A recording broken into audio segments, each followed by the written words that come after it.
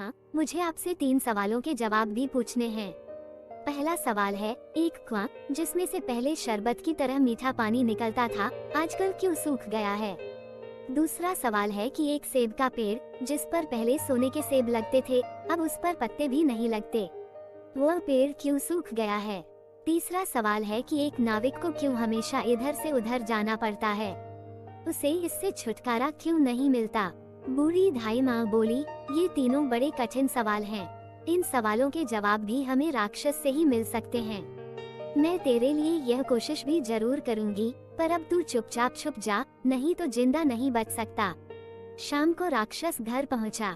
अंदर घुसते ही उसने शोर मचाना शुरू कर दिया, मुझे अपने घर में किसी मनुष्य की गंध आ रही है। आज जरूर कुछ गड़बड़ है। यहाँ कौन आदमी आया था? इतना कहकर उसने पूरे घर में झांक कर देखा, पर उसे कोई भी मनुष्य नहीं मिला। उसकी धाई माँ उस पर गुस्सा करने लगी और बोली, अभी कुछ देर पहले ही तो मैंने पूरा घर साफ किया है, मुझे तो यहाँ कोई मनुष्य नहीं दिखाई दिया। लगता है तेरी नाक में ही मानस गंध घुस गई है। चुपचाप आराम से बैठ और भोजन कर।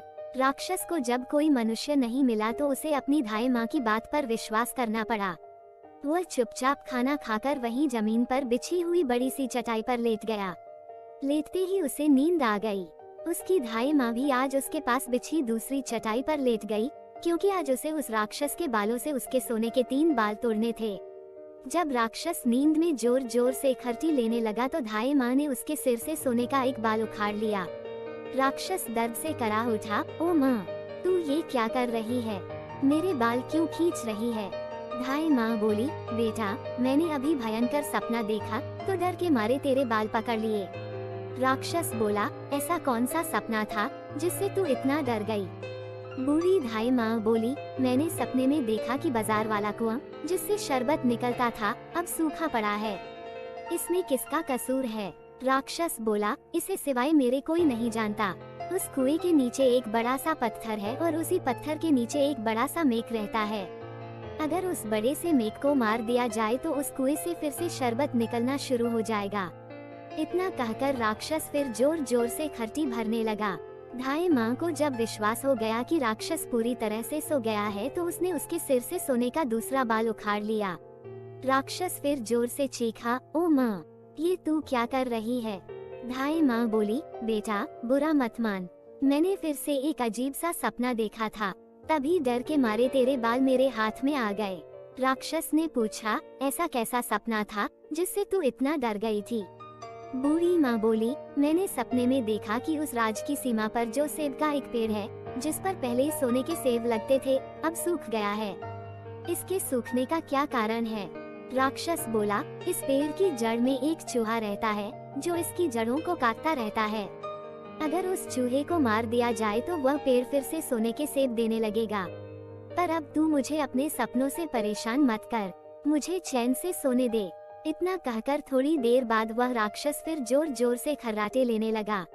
जैसे ही बूढ़ी माँ को लगा कि राक्षस सचमुच सो गया है तो उसने तीसरी बार सोने का बाल उखाड़ लिया। अब तो राक्षस गुस्से से आग बबूला हो गया और धाई माँ को खरी खोटी सुनाने लगा। धाई माँ उसे शांत करने की कोशिश करने लगी, फिर बड़े प्यार से बोली, बेटा, मैं इन अजीब अजीब सपनों का क्या करूं? अभी अभी मैंने फिर से एक अजीब सपना देखा। राक्षस बोला, ऐसा कौन सा सपना देखा? जल्दी कह, मुझे जोर से नींद आ रही है। बूढ़ी माँ बोली, मैंने सपने में देखा कि मुझसे एक नाविक शिकायत कर रहा था कि उसे हर समय इधर से उधर जाना पड़ता है, उसे इससे छुटकारा क्यों नहीं मिलता? इसमें उसका क्या कसूर है? राक्षस बोला, वह नाविक मूर्ख है। जिस दिन वो किसी और आदमी के हाथ में अपना चप्पू दे देगा, उसे हर रोज के आने जाने से छुटकारा मिल जाएगा। इतना कहकर राक्षस फिर से अपनी चटाई पर लेट गया और खर्राटे लेने लगा। अब धाई माँ ने उस लड़के को अपनी घाघरे से निकाला और उसे 3 सोने के बाल देकर बोली, अपने तीनों सवालों के जवाब तो तू सुन ही चुका है, अब ये ले 3 बाल और तुरंत यहाँ से भाग जा। लड़के को असली रूप में करने के बाद धाई माँ ने झटपट उसे घर से बाहर निकाल दिया। लड़के ने हृदय से उसको धन्यवाद दिया और अपने ससुर के राज्य की ओर चल पड़ा। रास्ते में उसे फिर वही नाविक और पहरा देते हुए दोनों सिपाही मिले। नाविक ने जब उसे दूसरी ओर उतारा तो वह लड़का बोला, तुम अपना ये चप्पू किसी और के हाथ में दे देना, तभी तुम्हें इस रोज रोज के आने जाने से छुटकारा मिल जाएगा। जब नाविक को उसने उसके प्रश्न का उत्तर बताया तो उसने बहुत सा धन एक गधे पर लादकर उस लड़के को इनाम के रूप में दिया। वो उस धन से लदे हुए गधे को लेकर जब दूसरे सिपाही के पास पहुंचा तो उसे भी उसके प्रश्न का उत्तर बताया। उस सिपाही ने भी बहुत सा धन एक गधे पर लादकर उसको इनाम दिया। अब वो पहले सिपाही के पास पहुंचा, उसे भी उसके प्रश्न का उत्तर बताया तो उसने भी बहुत सा धन एक गधे पर लादकर उस लड़के को इनाम के रूप में दिया। 3 बाल और 3 गधों पर ढेर सारा धन लेकर अपने ससुर के पास पहुंचा तो उसे देखकर राजा हैरान रह गया। तीनों बाल और धन से भरे हुए 3 गधों को देखकर राजा ने उससे पूछा, तुम्हें यह इतना ढेर सारा धन कहाँ से मिला? लड़का बोला, मैं नदी के उस पार गया था, वहाँ मुझे बहुत सारा धन मिला, उसमें से कुछ धन मैं अपने साथ ले आया। राजा को लालच आ गया। वो लड़के से बोला, क्या मैं भी नदी के उस पार से तुम्हारी तरह कुछ धन ला सकता हूँ?